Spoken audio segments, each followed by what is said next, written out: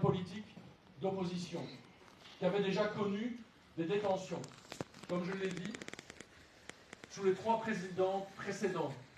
Et la détention qu'il a connue sous le président actuel est la plus terrible de toutes ces détentions subies. Et c'est l'œuvre d'un homme qui travaille pour le président, à savoir le général-major Christian Daiwel. Il a fait l'objet, et la plainte vise également, des faits d'empoisonnement. On lui a injecté des produits dans le corps sans qu'il sache de quels produits il s'agissait.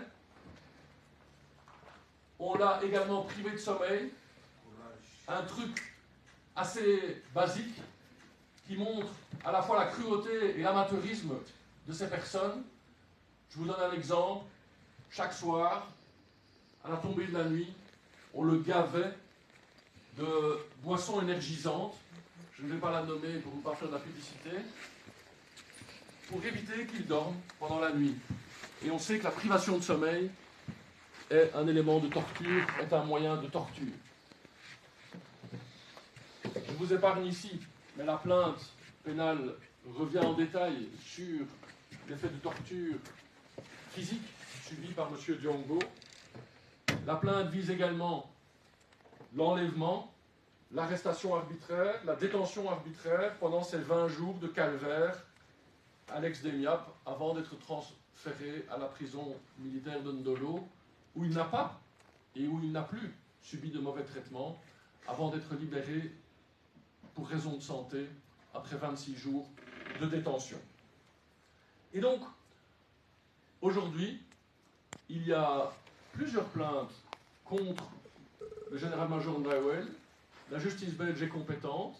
Il y a la famille de l'honorable Chérubin Okende qui a également saisi les juridictions belges d'une plainte pénale parce que, à part le président de la Cour de cassation et le président Tshisekedi, je pense qu'il n'y a personne qui croit à la version présentée par le président de la Cour de cassation au mois de février, le 29 février si mes souvenirs sont bons, où il évoque les conclusions de l'enquête qui concluent au suicide de Chérubin Okende, alors que ce même président de la Cour de cassation, au lendemain de la découverte du corps de Chérubin Okende, évoquait les tueurs, les meurtriers de Chérubin Okende, que l'enquête était en cours et qu'ils allaient rechercher les auteurs de ce crime ignoble. On sait aujourd'hui qu'il y a la guerre des services de renseignement entre l'ANR et la DENIAP. Visiblement, l'ex-DENIAP ne recule devant rien et tente de prendre le dessus dans cette guerre des services de renseignement. Mais cette guerre des services de renseignement fait en sorte que des éléments sont connus et sont disponibles pour la justice belge pour pouvoir faire son travail d'enquête et de poursuite pour les responsables des crimes commis, notamment par un Belge, le général-major Daiwel, à l'étranger. Et on sait que dans la construction et la reconstruction d'un pays, eh bien, le chemin de la justice est important. Et les crimes commis par les autorités politiques et militaires du Congo doivent être poursuivis et doivent être jugés pour que justice puisse être rendue aux victimes de ce régime. Et Franck Diongo est clairement aujourd'hui une victime de l'appareil répressif congolais aux mains du président Tshisekedi. Et il a toute confiance et il met son dossier entre les mains de la justice belge pour que, après lui avoir reconnu le statut de réfugié, après lui avoir donné la protection, les autorités belges puissent également lui rendre justice. Et il espère pouvoir, comme beaucoup de réfugiés reconnus, il espère pouvoir très rapidement rentrer au Congo pour participer à la construction d'un Congo libre et démocratique. Mais c'est clair que ce n'est pas aujourd'hui, et vraisemblablement pas pour demain, mais peut-être pour après-demain. Merci beaucoup.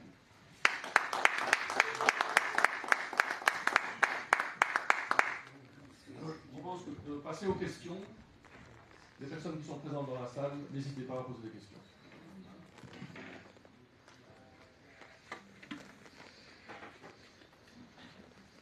Oui, bonjour, Hubert Leclerc, la Libre Belgique.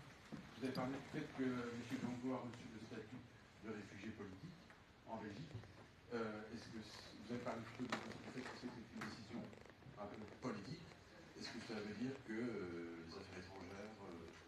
cautionne cette décision et que quand on voit la manière dont les relations sont tissées entre la Belgique et le Congo, cela risque d'avoir un impact.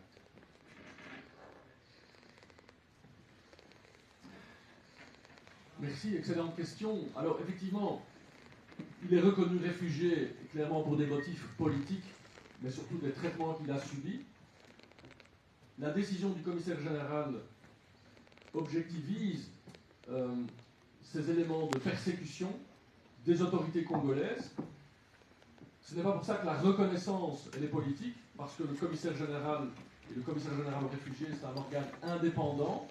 Mais par contre, il y a une conséquence politique de cette reconnaissance de la qualité de réfugié qui va avoir son impact pour les relations diplomatiques de la Belgique avec le Congo. Parce qu'on va se retrouver face à une situation impossible où notre diplomatie fait le grand écart. Parce que d'un côté, on a le gouvernement belge, par la voix de sa ministre des Affaires étrangères, qui a applaudi, félicité l'élection, et je mets le mot élection entre guillemets, du président Tshisekedi, et qui apporte son plein soutien au gouvernement congolais. Et d'un autre côté, on a le commissaire général aux réfugiés qui reconnaît la qualité de réfugié à un des principaux opposants politiques participant aux dernières élections présidentielles, parce que, en cas de retour, il craint pour sa sécurité, sa liberté, voire sa vie. Et donc, la diplomatie belge ne peut pas ignorer cet état de fait. La diplomatie belge, elle doit en tirer les enseignements. Et nous attendons, effectivement, que la ministre des Affaires étrangères prenne acte de cela et prenne position en interpellant son homologue congolais en disant « Qu'est-ce qui se passe dans votre pays ?» Parce que souvent, la répression des États, elle ne se traduit pas vers les leaders.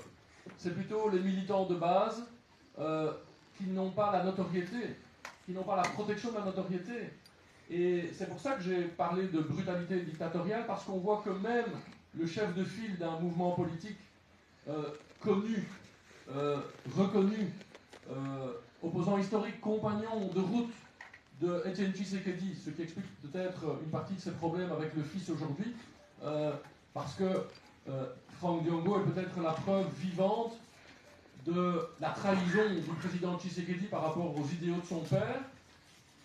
Et cet élément-là doit être pris en compte par le gouvernement belge, la diplomatie belge, dans ses relations avec le Congo, pour qu'il soit mis fin à la répression dont sont victimes les opposants politiques et où le jeu politique est complètement cadenassé, confisqué, véritable hold-up électoral par l'équipe du président Tshisekedi.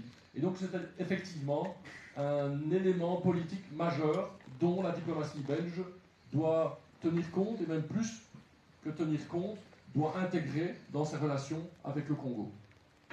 Je me permets de poser une deuxième question. Ça concerne la précédente plainte que vous aviez déposée contre Christian Blaiwel, qui était dans le dossier Chiluba Nkende. Donc, où en est-on de ce côté-là? Et deuxièmement, après je m'arrête. Deuxièmement, vous aviez annoncé que vous iriez au Congo, notamment avec le maître de Meko, si mes souvenirs sont bons. Je ne sais pas très bien si vous y êtes allé ou pas, donc je voulais savoir où vous en étiez de ce côté-là. Merci. Alors, première question. Effectivement, il y a une plainte pénale également pour la famille de Chiluba Nkende, et ces plaintes pourront être jointes. Donc, pour l'administration d'une bonne justice, ces deux plaintes basées sur deux situations différentes, mais visant la même personne à la tête du même service de renseignement, les renseignements militaires, eh bien la justice belge pourra traiter ces plaintes conjointement, et nous sommes extrêmement confiants parce que la Belgique est compétente, premièrement, et les crimes sont établis, même reconnus par le commissaire général aux réfugiés, qui, sur base des crimes commis par les responsables de l'ex-DENIAP, et donc le général-major Blaiwel à sa tête, il est reconnu réfugié. Et le dossier de reconnaissance du statut de réfugié, nous l'avons déposé entre les mains de la justice belge pour que la justice belge puisse partir de ces éléments-là qui sont reconnus par le commissaire général aux réfugiés. Alors la deuxième question, effectivement, nous devions, avec Maître Debeko, partir au Congo pour assister notre client, à l'époque c'était Salomon Kalonda, qui était détenu depuis de longs mois, de nouveau un prisonnier politique personnel du président Tshisekedi, hein, le fameux PPP, prisonnier politique personnel. Nous avions demandé un visa. L'ambassadeur du Congo nous avait assuré qu'il n'y aurait aucun problème pour que des avocats belges qui font leur travail dans le cadre d'un collectif d'avocats défendant Salomon Kalonda puissent obtenir un visa pour se rendre au Congo et assister à une audience de comparution devant la Cour militaire. Et puis, nous avons, au moment où on a été rechercher nos passeports et où le visa devait se trouver dans le passeport, j'ai été appelé par le premier secrétaire, ou le chancelier, je ne sais plus, qui m'a clairement fait comprendre que le visa était refusé. Alors, quand on voit ce qui se passe au Congo depuis lors, peut-être que ce n'est pas plus mal que le visa ait été refusé, parce que c'est pour se terminer au fond d'une cellule à Kinshasa. Quand on voit un régime qui ne recule devant rien, je pense que même les avocats internationaux ne sont pas en sécurité à Kinshasa. En tout cas, toute l'action et tous les événements qui se déroulent depuis lors montrent que un voyage au Congo aurait probablement été très très problématique et très très risqué. Et donc voilà, pour l'instant on ne pense pas à demander un nouveau visa, mais ce qui ne nous empêche pas, en tant qu'avocats internationaux, de pouvoir agir depuis la Belgique. Oui. Bonjour, Benoît Feit, journaliste à la RTBF. 3 questions pour vous, M. Diongo. Vous avez évoqué la conférence des patriotes. Est-ce que vous pouvez donner quelques éléments de précision avec qui, quand, quoi, où, comment, pourquoi? Vous avez également parlé des forces du progrès en stipulant qu'elles étaient payées par le ministère de l'Intérieur. Est-ce que vous avez des éléments pour démontrer cette assertion? Et une dernière question concernant votre arrestation au 20 juin 2023. Quel était le motif de cette arrestation? Et puis quand vous dites que c'était sous les ordres du général-major Ndaiwel, est-ce que ça veut dire qu'il était présent ce jour-là? Ou est-ce que vous considérez que c'est sous ses ordres simplement par son statut? Merci.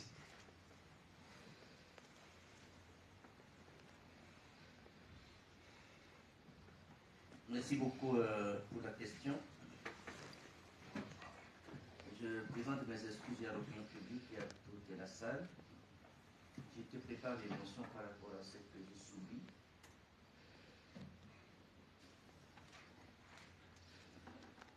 Quand l'avocat avait commencé à décrire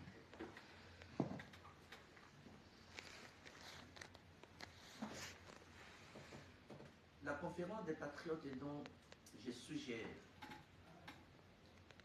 je ne sais pas si on a donné le texte à tout le monde.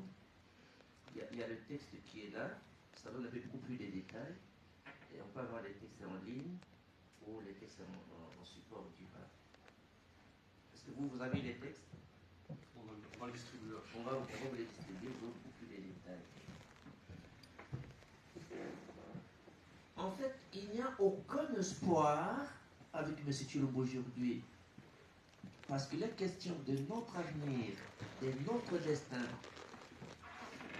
Maître vous a dit, imaginez-vous que depuis 1997, quand j'étais les derniers prisonniers politiques de Maréchal Mobutu, de 1997 à ce jour, vous savez combien d'années? Je ne fais que combattre pour la démocratie. C'est-à-dire qu'il y a une volonté de défendre une démocratie électorale, une volonté de défendre la Constitution, une volonté de défendre la liberté pour garantir un avenir à votre pays. Et pour ce faire, vous avez autant de catégories de patriotes. Vous allez trouver dans la société civile, vous avez les églises qui défendent la vérité et le peuple congolais. Vous avez le mouvement citoyen. Vous avez les défenseurs des droits de l'homme. Vous avez leurs opposants politiques dont j'ai fait appel à l'unité. C'est-à-dire, nous devons nous pardonner, tourner la page du passé Parce que Chilombo n'est pas adversaire, c'est l'ennemi du pays. C'est la trahison du pays. Il a choisi la voie de la destruction. Pour les contrer, nous devons nous unir. Le résultat des élections injustifiées, des assassins tribales avec Kadima, son cousin à tête, quand il s'est donné 73% pour être président, non élu, parce qu'il n'a jamais été élu. En 2018, vous avez vu que c'était un accord politique, compromis à l'Africain. Cette fois-ci, c'est Kapini qui a gagné les élections, ce n'est pas lui. Et tout le monde le sait. La mission finale des observateurs vient de paraître, il n'y a pas chaque jour. Alors, maintenant, lorsqu'il s'est octroyé ce résultat non mérité, depuis les 450 députés sur 500, plus de 100 sénateurs 608, tous les gouverneurs, c'est pour on lui facilite la tâche, pas de modifier, mais de changer la constitution pour devenir roi, empereur, président à vie. Alors, cette conférence des patriotes, c'est tous les Congolais patriotes, organisés comme non organisés. La diaspora qui se bat, les opposants politiques. Sans cette conférence des patriotes, il n'y aura pas la cohérence nationale. Et quand il n'y a pas la cohérence nationale, il n'y aura pas la cohésion nationale. Le problème n'est pas d'énumérer X, Y, Z maintenant, mais je donne des catégories. Ce sont des opposants politiques qui vont contrer. Premier objectif, contrer Tshisekedi. Il ne mérite pas le nom de Tshisekedi, excusez-moi. On ne peut pas l'appeler Tshisekedi. Chilombo, c'est son vrai nom. Contrer Chilombo à ne pas changer la constitution pour devenir roi du Congo. Il est indigne. Donc, nous n'allons pas les contrer lorsque chacun, c'est une irresponsabilité de ne pas nous unir. Voilà la catégorie des gens qui vont organiser cette conférence des patriotes. Et nous sommes tous au service du peuple congolais. Nous allons nous organiser et vous verrez, cette conférence va se tenir. Les Congolais, à partir d'aujourd'hui, prendront conscience du danger national qui est le peuple de Chilombo. Je vous ai donné un cas de figure. Comment un monsieur dans 5 ans prend 7 milliards de dollars et il n'a pas mis ni dans l'électricité, ni dans l'eau, ni dans les écoles? Rien du tout, mais nous allons payer, nos enfants vont payer. Je vois le peuple congolais sera très révolté. Je vous ai dit que j'ai posé des consultations. Pendant qu'il était en malade de l'hôpital ici, j'ai rencontré beaucoup de Congolais, des journalistes, ainsi de suite. Ils ont voulu. C'est le groupe qui demande ça. S'il fallait vous dire la vérité, c'est les Congolais qui réclament l'unité de toutes les forces pour contrer Chilombo et le faire partir de l'urgence nationale. La demande nationale, c'est de dégager Chilombo et ses complices. C'est une demande nationale. C'est même une urgence nationale, s'il vous plaît. Donc voilà la catégorie des gens qui vont participer à cette conférence de patriotes. Et les chronogrammes vous seront communiqués, le lieu, les chronogrammes vous seront communiqués, parce que ce n'est pas moi qui décide. Je suis seulement un simple serviteur qui essaie de démontrer, parce que je suis porteur d'attentes et de revendications. Maître Alexis, vous avez dit quelque chose. Aujourd'hui, Chilombo détruit la démocratie. Les combats de son père, il essaie de détruire. Les combats de Lumumba, les combats de son père, qui va faire la démocratie. Mais il n'arrivera pas. Même le rêve là, de vouloir changer la constitution, qui va le permettre? Nous avons une base légale de le faire partir. Par des voies constitutionnelles. On va le faire partir. Retenez ça. Les Congolais, nous avons une conscience engagée. Voilà un peu la première partie de la question par rapport à l'autre. Les forces du progrès. Vous posez la question, mais je sais que vous avez toute la réponse. Moi-même, j'étais victime. Et entrez dans mon tweet, dans mon Twitter, vous allez dans mon compte Twitter, vous allez voir. Mettez ça ma femme jungle, les forces du progrès. Donc vous allez voir, c'est une milice officielle. C'est-à-dire lorsqu'ils arrivent chez toi, ils font des contrôles pendant la journée, ils bloquent des voitures, ils arrêtent même des militaires. Ils ont un cachot illégal où ils arrêtent des militaires. Le militaire, le policier doit payer des amendes pour sortir. Et personne n'intervient. Pas plus tard que 3-4 jours à Kimbaseku, je peux vous envoyer des images. Ils sont partis casser le bureau de la police et sortir les collègues qui étaient détenus par la police. Et lorsqu'ils opèrent, personne ne les arrête. Voilà le régime. Donc, ce n'est pas un secret. Et d'ailleurs, quand quelqu'un qui ne connaît pas les arrêts, il présente une carte et qui montre qu'il est de faux de progrès. Et on les laisse partir. Même quand on vient les arrêter, parce que ce sont des voyous, ce sont des badauds, ce sont des délinquants. Ils opèrent avec des machettes. Si vous me donnez votre boîte mail, on va vous envoyer des images, comment ils opèrent. C'est public. Même l'Église catholique avait dénoncé, tous les défenseurs des droits de l'homme ont dénoncé. Non, le Tshilombo a officialisé une milice. On n'a jamais vu ça dans notre pays. Ni à l'époque du maréchal, ni à l'époque de Moussa Kabila, ni à l'époque de Joseph Kabila. Aucun président au Congo n'a légalisé, officialisé une milice de son parti. C'est une milice officielle, légale, payée par les intérieurs. Mais il y a des éléments qui démontrent qu'ils sont payés. C'est ça, moi, je suis en train de vous dire, vous avez besoin que je vous donne une carte, la copie d'une carte, une carte qu'il est membre du ministère de l'Intérieur. Je vais vous démontrer, lorsque un monsieur, je vous donne des exemples. Moi, je vous dis ce qu'on vit au Congo. Vous faites des enquêtes. Vous êtes un journal d'investigation. Je vous dis qu'aujourd'hui, vous n'allez pas me demander que je donne la carte de quelqu'un qui est payé ou il est payé à la banque. Je suis en train de vous dire des éléments vérifiables. Je vous donne un cas de figure. Lorsque moi je suis agressé, avant que je sois agressé, pendant la campagne électorale, je suis candidat président de la République. J'ai désisté en faveur de M. Katoumi. Il y a M. Boimba qui est ici, qui est un député honoraire, ancien président de l'Assemblée provinciale du Bas-Congo. Il n'a jamais perdu les élections chez lui. Depuis 2006, c'est un seul siège dans l'élection, il n'a jamais perdu. Et là, j'ai dit député provincial, député national. Aujourd'hui, non, il n'est pas élu. Ça dit que, comme le maître nous a dit, sanction politique. Donc, quand nous revenons de la campagne électorale du Bas-Congo, chez lui, où nous a menés avec M. Katumbi, les forces du progrès font ce qu'on appelle les actes de provocation. Ils déchirent les photos des opposants. Et là, chez moi, ils ont dit, non, lieu de ma résidence, là, à la commune d'Engaliem, où je suis, comme un roi là-bas, excusez-moi, ça dit que j'ai toujours été premier. À l'Oukoula, j'ai été premier dans les élections. Alors, lorsque la population trouve ça anormal, ils sont partis également faire la vengeance. C'est-à-dire qu'ils sont partis également déchirer les faux des autres membres.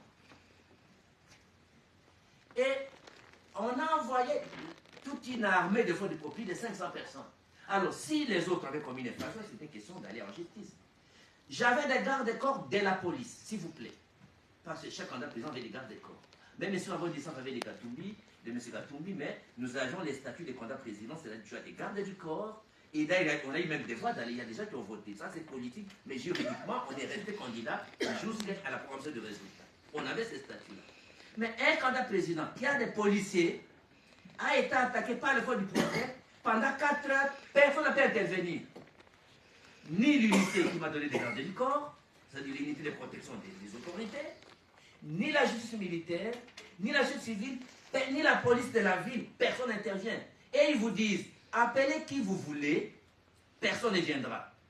Ils ont une autorité reconnue que vous ne savez pas. Ils ont peur comme ça. Donc. Et pendant, ils peuvent bloquer, ils peuvent une barrière comme ça, et personne ne passe, ils comptent tous les chauffeurs, comme des roulages.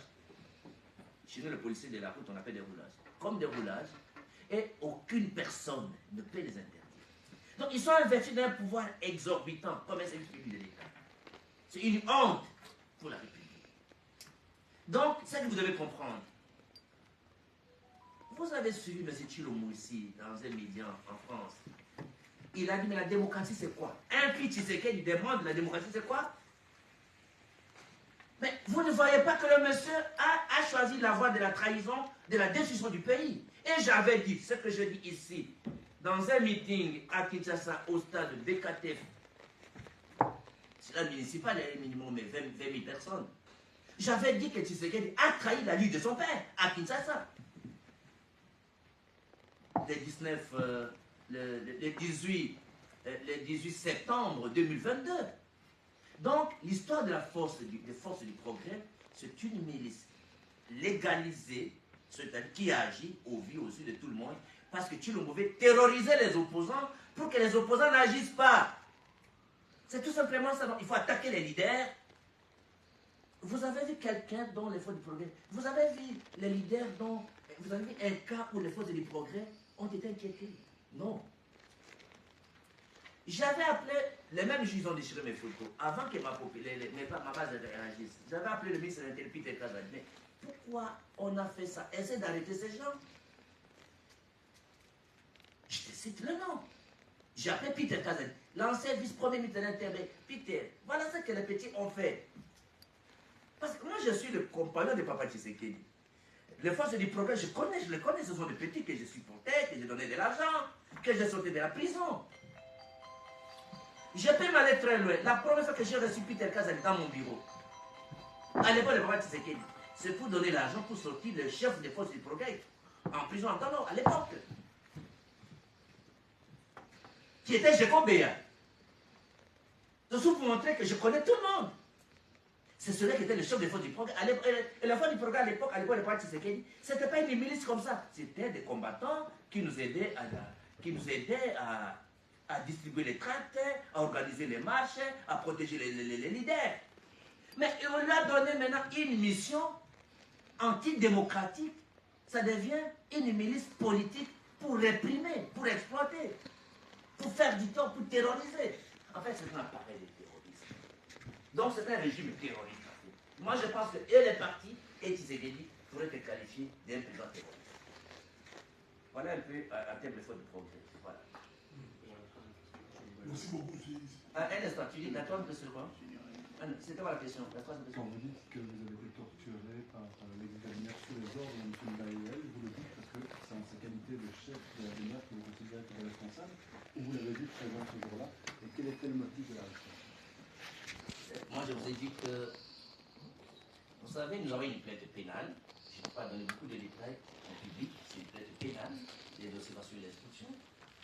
Je vais me baser de l'avocat, mais ce que je vais noter, c'est le général Ndaïwel, le nom 1 de la DENIA. On ne m'a jamais présenté une convocation. Il n'y a eu aucun document qui émanait de la justice. Il vous a dit d'arrestation arbitraire et enlèvement. Et je l'ai vu personnellement. Je l'ai vu personnellement. Tu ne peux pas être détenu. Et puis, je suis un homme public. D'abord, j'étais détenu en secret. Je n'avais pas droit à avoir mes avocats, même mon médecin, même ma famille. Vous comptez, vous tous, que la DENIAP ne permet pas de visite. Moi, je suis co-rédacteur de l'actuelle constitution. Je suis quand même le monument, comme on m'appelle au Congo, monument vivant, héros vivant. Je suis co-rédacteur de l'actuelle constitution du pays. Je suis signataire de l'accord global et inclusif qui a mis fin à la guerre. Nous avons mis dans notre constitution, vous ne pouvez être détenu par un OPJ à la police que pendant 48 heures. Et même au niveau des OPJ, vous avez droit à un avocat. Ça, c'est la constitution. Mais le citoyen belge, M. Ndaïwel, a fait fi de la constitution. Il m'a détenu irrégulièrement, illégalement, pendant 20 jours. Et pour montrer sa complicité, les jours où on me transfère à la prison de Ndolo, ils ne m'ont pas dit. Mais on m'a fait recevoir au cabinet, au bureau de M. Ndaïwel. Vous comprenez son implication directe, ce n'est pas seulement le fait d'être une autorité hiérarchique. Tout ce qui s'est passé, c'est sous ce commandement. Il y a des généraux qui venaient sous ce commandement. Il y a des officiers suprêmes qui venaient sous ce commandement. On ne peut pas dire que tout ce que j'ai subi, mais si vous avez vu un papa de 60 ans en public couler des larmes, tu as vu que Jean-Claude Verme n'a pas accepté. C'était difficile. Merci. Je ne vais pas revenir sur ces cas parce que ce que j'ai subi, c'est dur. J'étais arrêté par le maréchal Mobutu, j'étais le dernier prisonnier politique du maréchal Mobutu, j'étais le dernier prisonnier politique de Mosé Kabila. Quand on a relégué son père Kabila m'a arrêté, le père. Avec Joseph Kabila, vous avez vu mes images. On me jugeait, je ne parlais pas. Sous une chaise roulante, avec ambulance, devant la cour suprême. Mais je ne suis pas allé en exil. Pour comprendre que la dictature sanguinaire de Tshisekedi, de Chilombo, il est indigne d'être appelé Tshisekedi, excusez-moi. Il est indigne d'être appelé Tshisekedi, de Chilombo, est pire que toutes les dictatures que nous avons connues. Ça, il faut le noter. Je vous remercie. Et donc pour le général-major Ndaiwel, effectivement, il s'est exposé dans la plainte pénale. M. Franck Diongo voit que le général Ndaiwel est reçu par lui dans les locaux de l'ex-DEMIAP, où clairement le reproche lui est fait de ne pas soutenir le président et de s'opposer au président, parce qu'effectivement, tout au début de la première présidence du Tshisekedi, Franck Diongo, qui est détenu, est libéré, et on lui reproche de ne pas soutenir le président, d'autant plus qu'il est le compagnon de route du père Tshisekedi, Etienne Tshisekedi. Et donc il y a ce contact personnel avec le général-major Ndaiwel, il y a cette mise au secret et les faits de torture, que nous expliquons par le détail dans la plainte, qui ne peuvent pas avoir lieu de cette manière-là, avec des hauts gradés de l'ex-DEMIAP qui participent aux faits de torture, qui sont nommés et qui sont nommables, reconnus par mon client, et quand il est transféré, il voit à nouveau le général-major Ndaiwel.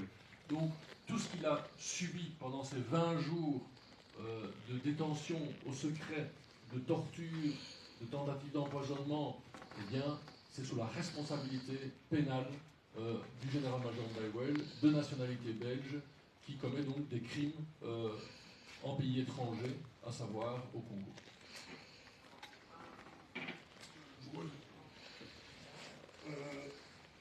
Pasteur Bobo, pour un peu m'étudier.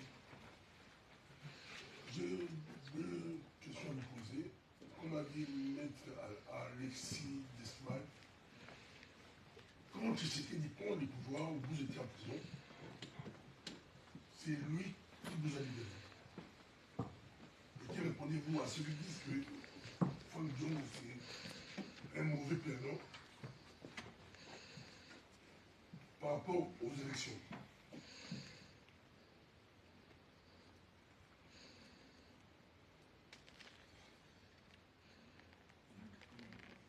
Et puis par rapport au rassemblement des patriotes, est-ce qu'on pourrait dire que c'est Genval bis? Parce que à Genval, les opposants étaient là, réunis autour de M. Etienne Tshisekedi Ouaboumba, y compris Félix Tshisekedi et Franck Diongo. Est-ce qu'aujourd'hui, on pourrait dire que c'est Genval bis et qui va soutenir financièrement ces mouvements que vous préconisez aujourd'hui? Ça, c'est une bonne question. On va peut-être prendre plusieurs questions. Il y a une question de monsieur aussi. Moi, ce n'est pas une question, c'est vraiment l'ajoute où vous faire des remarques pertinentes, dans le sens que je félicite d'abord les organisateurs de cette conférence aujourd'hui. Je me présente, je suis aussi un réfugié politique, ici en Belgique, ancien collaborateur de Etienne Tshisekedi comme conseiller quand il était à la primature, actuellement dans la résistance avec mes compatriotes ici dans la résistance.